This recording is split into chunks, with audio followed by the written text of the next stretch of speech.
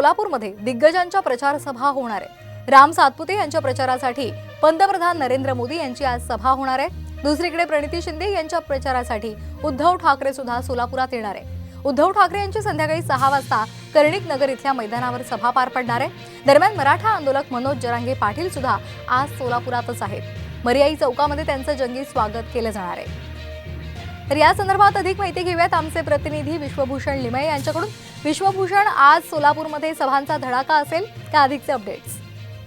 नक्कीच आपण जर बघितलं तर सोलापूर शहर हे आज हॉटस्पॉट ठरणार आहे। मोठ्या मोठ्या दिग्गज नेत्यांची सभा आज होणार आहे। खरं तर दुपारी 1 ते 1:30च्या दरम्यान नरेंद्र मोदी हे राम सातपुते यांच्या प्रचारार्थ त्या ठिकाणी सभा घेणार आहेत। महायुतीचे दिग्गज नेते या सभेसाठी उपस्थित असणार आहेत। आणि त्यानंतर आपण जर बघितलं तर संध्याकाळी उद्धव ठाकरे यांची सभा जी आहे ती कर्णिक नगरच्या मैदानावरती त्या ठिकाणी होणार आहे। त्याचबरोबर मनोज जरांगे पाटील यांचं हे सुद्धा सोलापूरमध्ये येणार आहेत। खरं तर शरद पवार सुद्धा आज येणार होते, मात्र त्यांच्या नियोजित दौऱ्यांमुळे त्यांचा दौरा हा कॅन्सल झालेला आहे।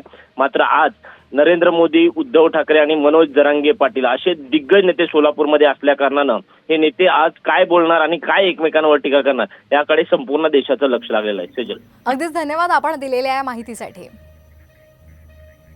महाराष्ट्रामध्ये पंतप्रधान मोदींच्या सभांचा धडाका सुरूच आहे। आज मोदींच्या 3 सभा होणार आहेत।